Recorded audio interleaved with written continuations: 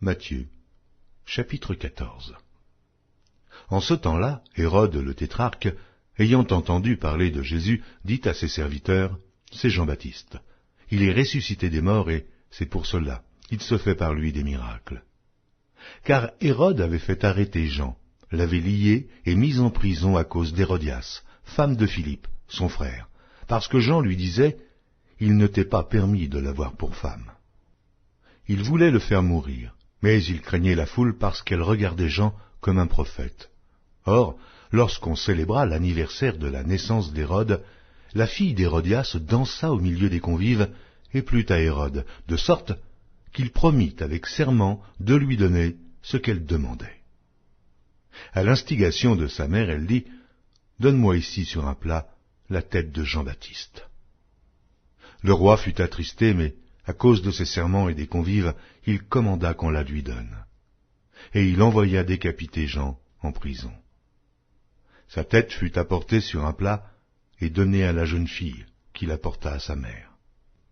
Les disciples de Jean vinrent prendre son corps et l'ensevelir, et ils allèrent l'annoncer à Jésus.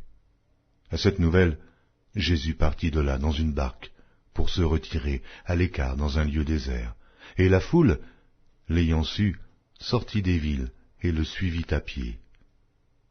Quand il sortit de la barque, il vit une grande foule et fut ému de compassion pour elle. Elle guérit les malades. Le soir étant venu, les disciples s'approchèrent de lui et dirent, « Ce lieu est désert, et l'heure est déjà avancée. Renvoie la foule afin qu'elle aille dans les villages pour s'acheter des vivres. » Jésus leur répondit, « Ils n'ont pas besoin de s'en aller. Donnez-leur vous-même à manger. » Mais ils lui dirent, « Nous n'avons ici que 5 pains et 2 poissons. » Il dit, « Apportez-les-moi. » Il fit asseoir la foule sur l'herbe, prit les 5 pains et les 2 poissons, et, levant les yeux vers le ciel, il rendit grâce.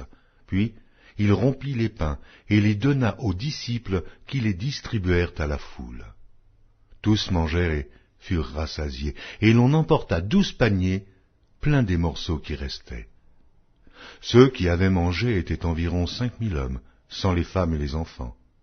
Aussitôt après, il obligea les disciples à monter dans la barque et à passer avant lui de l'autre côté, pendant qu'il renverrait la foule.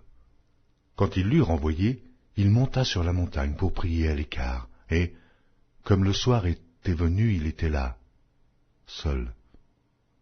La barque déjà au milieu de la mer était battue par les flots, et le vent était contraire. À la 4e veille de la nuit, Jésus alla vers eux, marchant sur la mer. Quand les disciples le virent marcher sur la mer, ils furent troublés et dirent, « C'est un fantôme !» Et dans leur frayeur, ils poussèrent des cris. Jésus leur dit aussitôt, « Rassurez-vous, c'est moi, n'ayez pas peur. » Pierre lui répondit, « Seigneur, si c'est toi, ordonne que j'aille vers toi sur les eaux. » Et il dit, « Viens. » Pierre sortit de la barque et marcha sur les eaux pour aller vers Jésus. Mais voyant que le vent était fort, il eut peur, et comme il commençait à enfoncer, il s'écria, « Seigneur, sauve-moi » Aussitôt Jésus étendit la main, le saisit et lui dit, « Homme de peu de foi, pourquoi as-tu douté ?» Et ils montèrent dans la barque, et le vent cessa. Ceux qui étaient dans la barque vinrent se prosterner devant Jésus et dirent, « Tu es véritablement le Fils de Dieu. » Après avoir traversé la mer, ils vinrent dans le pays de Génézareth. Les gens de ce lieu, ayant reconnu Jésus, envoyèrent des messagers dans tous les environs, et on lui amena tous les malades. Ils le prièrent de leur permettre seulement de toucher le bord de son vêtement, et tous ceux qui le touchèrent furent guéris.